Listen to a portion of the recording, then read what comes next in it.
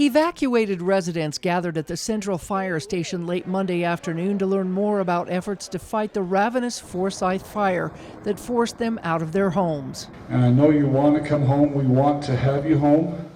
I just plead with you to please be patient.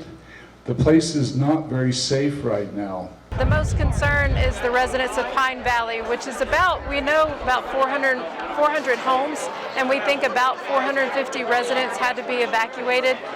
So 13 homes did burn in the initial attack during this fire. This is the worst fire Pine Valley residents have ever seen, including the Pine Valley fire chief, who thanked the firefighters who tried to save them. Previous 40 years, we'd only had 4 homes lost in Pine Valley to fire, and none of those were wildfire. They were all individual house fires that took off. So this is the only time that I know of in our history that we've lost homes in a wildfire, and we lost 13 of them in one day.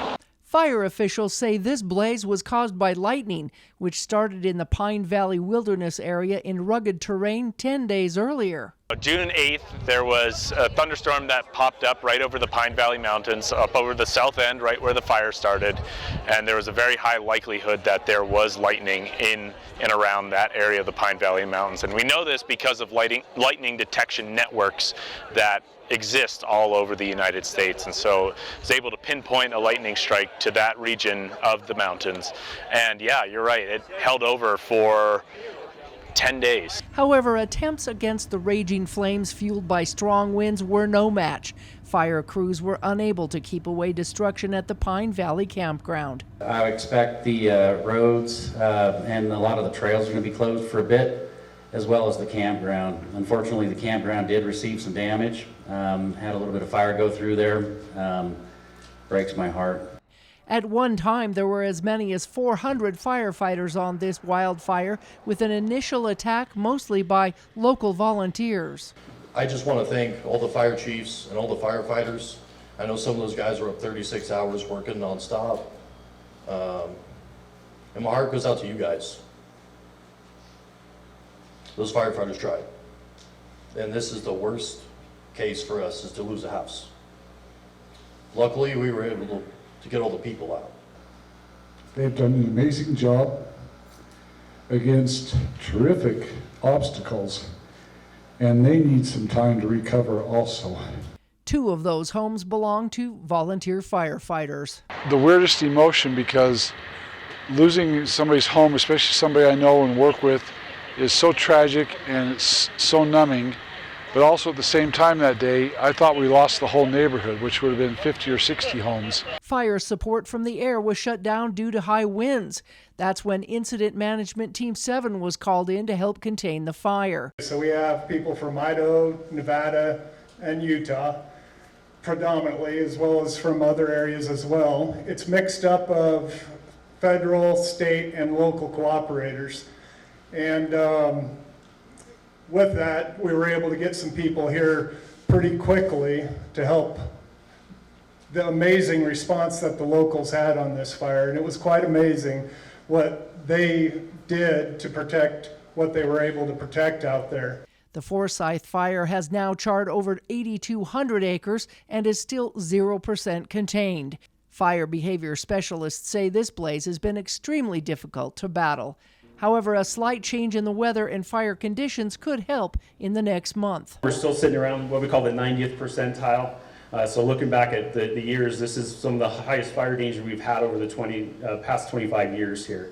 And so this is where we're sitting right now. And as you can see, as this chart goes, normally here in the next couple of weeks, fire danger should start decreasing, and that would coincide with the monsoons that come up. So hopefully we get those monsoons, our fire danger should go down. An old burn scar on the ridgeline from fires in the past is the only thing that's keeping this fire from spreading west.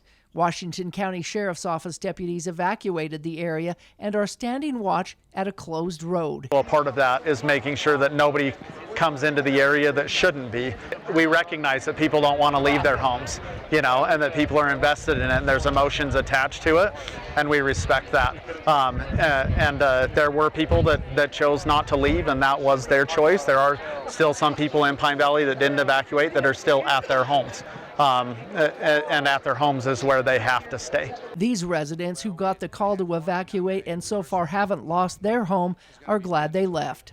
We could see the fire coming down the canyon at about 7 o'clock, so we knew that we were more than likely going to have to leave.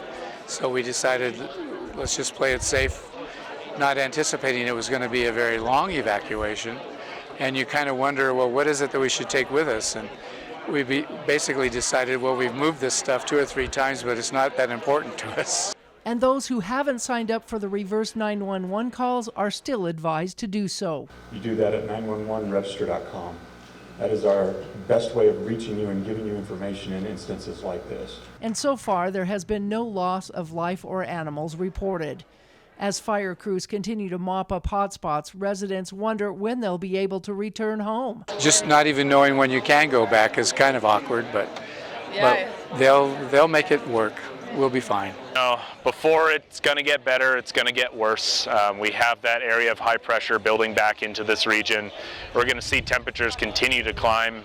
In the St. George area, we're going to see temperatures climb up into the 105 to 110 degree range. Here in Pine Valley, we're going to see temperatures back up into the upper 80s, which is what the temperatures were when this fire started. In the meantime, fire crews are being praised by the community members with signs and donations.